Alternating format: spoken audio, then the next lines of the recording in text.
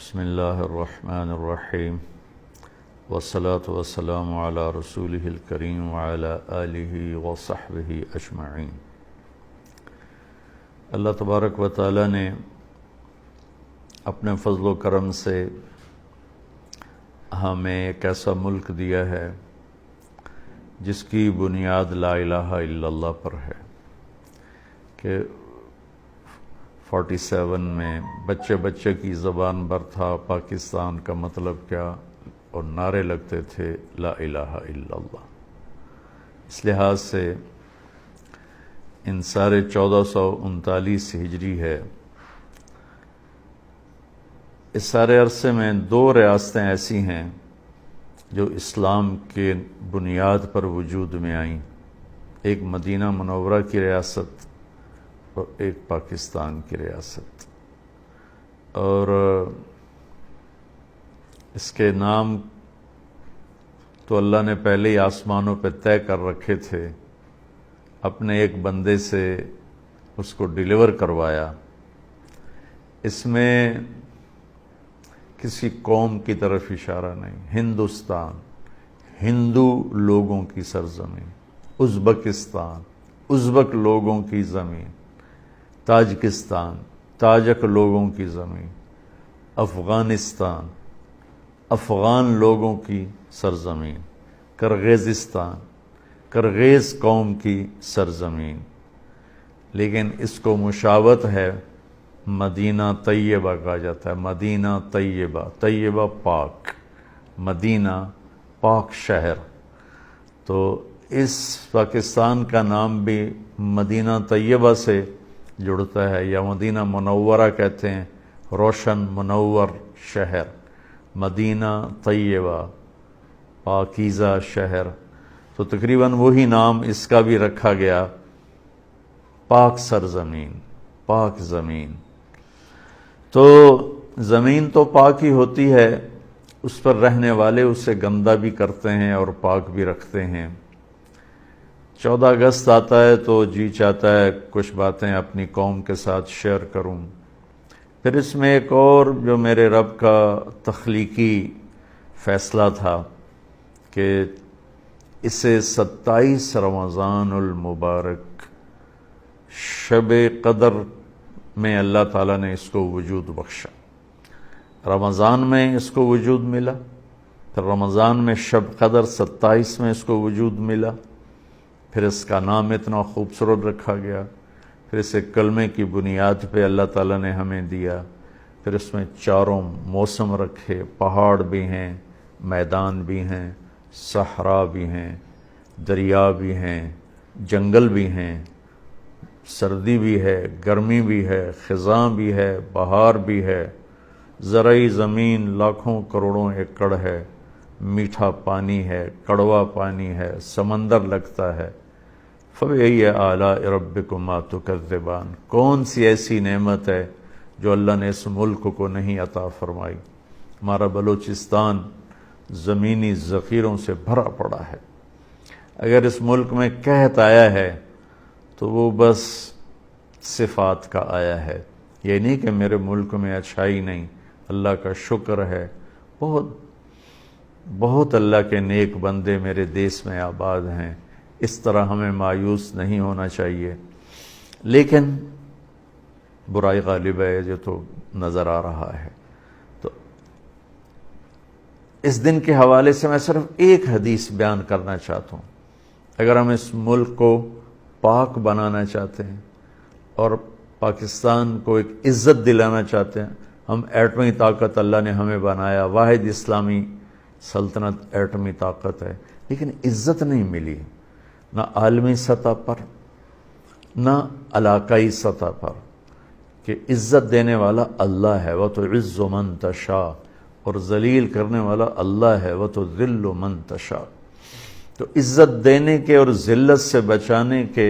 کچھ اسباب میرے نبی نے بیان فرمائے ہیں، ان میں سے آج صرف ایک چھوٹی سی حدیث میں آپ کے ساتھ شیئر کروں گا تاکہ بات لمبی نہ ہو جائے، پھر سننے والے کم ہو جاتے ہیں۔ میرے نبی نے فرمایا اربع اذا كانت فیک ما ضرک ما فاتک من الدنیا، آپ نے فرمایا 4 باتیں اگر تو مجھ سے لے لے اور اپنی زندگی میں اتار لے تو پھر تجھے کسی چیز کا نہ گھاٹا ہے، نہ کمی ہے، اور نہ ہی تیرا کوئی نقصان ہے۔ کہ صرف 4 لمبے لمبے وظیفے میرے نبی نہیں بتاتے تھے، مشقت والی وظائف میرے نبی نہیں بتاتے تھے، اپنی امت کے لیے آسانیاں فرما گئے۔ کہ 4 بات، 40 نہیں ہے، 14 نہیں ہے، 44 نہیں، کہ 4 کیا ہیں وہ؟ حفظ و امانت، صدق و حدیث، حسن و خلیقت، عفت فی طعمت۔ سبحان اللہ۔ میرے نبی نے فرمایا،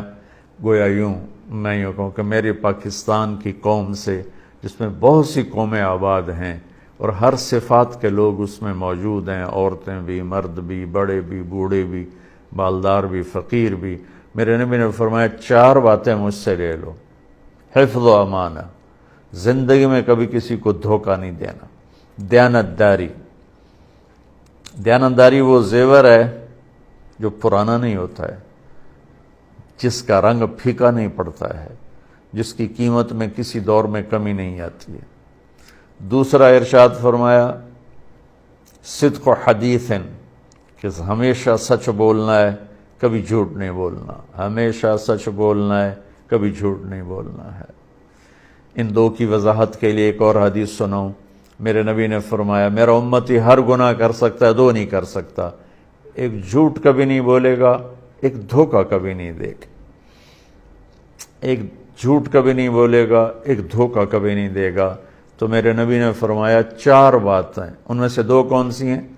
دیانت داری، دھوکہ نہیں دینا، سچ بول، جھوٹ نہیں بولنا، حسن و خلیقت، اپنے اخلاق اچھے کر لو، ماں باپ کے ساتھ، بیوی کے ساتھ، بچوں کے ساتھ، بچوں کے ماں باپ کے ساتھ، بھائیوں کے ساتھ، دکان میں نوکروں کے ساتھ، آفس میں ملازمین کے ساتھ، جاب پر اپنے ماتحتوں کے ساتھ، آفس میں اپنے ماتحتوں کے ساتھ، اپنے بڑوں کے ساتھ، اپنے چھوٹوں کے ساتھ اخلاق اچھے کر لو، اور آپس کی لڑائیاں مٹا دو۔ خاص طور پر جو مذہب کے نام کی لڑائی چل رہی ہے، جو مجھے رلاتی بھی ہے، تڑپاتی بھی ہے، کہ تعصب ایسا ہے کہ ایک دوسرے کو مسلمان سمجھنے پر بھی تیار نہیں ہے۔ میری قوم تمہیں اللہ رسول کا واسطہ دیتا، انشاءاللہ جو کلمہ پڑھنے والا ہے وہ مسلمان ہے اور جنت میں جائے گا، کہ وہ جو بنیادی اعتقاد ہیں اس کے اوپر قائم ہو، ختم نبوت کا قائل ہو،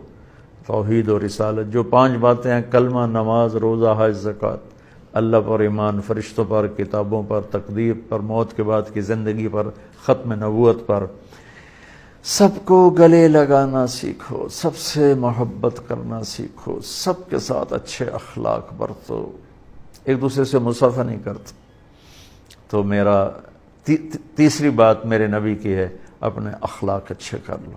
اخلاق اچھے کا بہت بڑا حصہ اس زبان کے ساتھ ہے، تو زبان سے گالی دینا، اللہ ہمیں توفیق دے کہ ہم کسی کو گالی نہ دیں، جھوٹ نہ بولیں، غیبت نہ کریں، الزام نہ لگائیں، بہتان نہ لگائیں۔ میرے نبی کا فرمان ہے جس نے کسی نیک عورت پہ بدکاری کا بہتان لگا دیا، وہ 100 سال مصلی پہ بیٹھ کے عبادت کرتا ہوا بھی اگر مرا تو جہنم میں جائے گا، جنت کی ہوا بھی نہیں اس کو مل سکتی ہے۔ تو تیسری چیز جو میرے نبی نے فرمایا کہ اپنے اخلاق اچھے کر لو، اور چوتھا فرمایا عفت فی طعمت، رزق حلال کماؤ۔ حرام بازار میں بکھرا پڑا ہے، 2 طرح کا حرام ہے، ایک کام ہی حرام ہے، ڈرگز بیچتا ہے، ہیروئن بیچتا ہے، چرس بیچتا ہے، افیم بیچتا ہے، شراب بیچتا ہے، یہ تو کام ہی حرام ہے۔ دوسرا کام تو ٹھیک ہے، کپڑا بیچتا ہے، لوہا بیچتا ہے، لیکن سارا دن اس میں ہیرا پھیری کرتا ہے، جھوٹ بولتا ہے۔ تو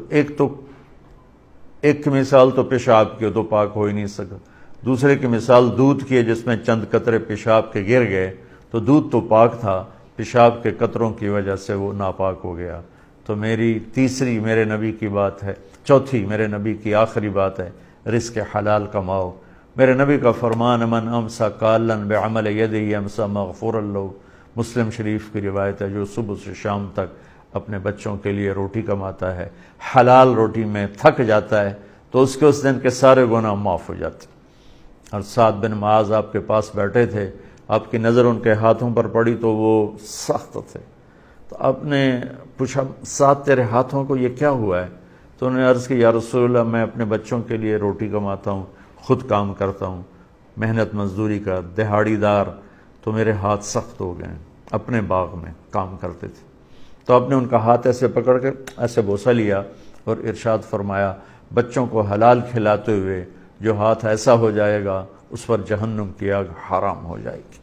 تو میرے بھائی بہنوں، میرے بچوں بچیوں جو میری بات سن رہے ہو، ہم اس دن کی خوشی منائیں، جھنڈے لگا کر نہیں، یہ تو فضول خرچی ہے۔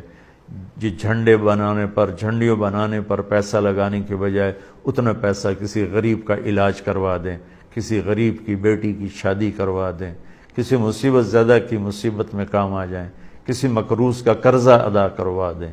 کسی خیراتی فنڈ میں وہ پیسے جمع کرا دیں۔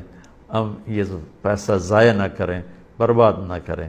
14 اگست کی خوشی منائیں کہ ہم ہمیشہ سچ بولیں گے، جھوٹ نہیں بولیں گے، ہمیشہ دیانتداری سے زندگی گزاریں گے، کسی کو دھوکہ نہیں دیں گے، ہمیشہ اپنے اخلاق اچھے کریں گے، کسی کے ساتھ بد اخلاقی نہیں کریں گے، اور اپنی کمائی میں حلال کمائیں گے، کبھی حرام نہیں کمائیں گے تو پھر آپ دیکھنا پاکستان میں کیسے تبدیلی آتی ہے۔ جیسی نئی حکومت اعلان کر رہی کہ ہم نے تبدیلی لانی ہے، تو تبدیلی کا میں آپ کو صحیح راستہ بتا رہا ہوں کہ ہم اپنی ذات سے شروع کریں، یہ دوسروں سے نہ شروع کریں، اپنی ذات سے شروع کریں۔ فرائض کے بعد نماز، روزہ، حج، زکوٰۃ کے بعد یہ 4 کام اپنی زندگی میں آپ لے لیں، انشاءاللہ پورے ملک میں تبدیلی آ جائے گی، اللہ بھی راضی ہو جائے گا، اللہ کا رسول بھی راضی ہو جائے گا، ہمارا ملک بھی عزتوں کی چوٹیوں پر پہنچ جائے گا۔ السلام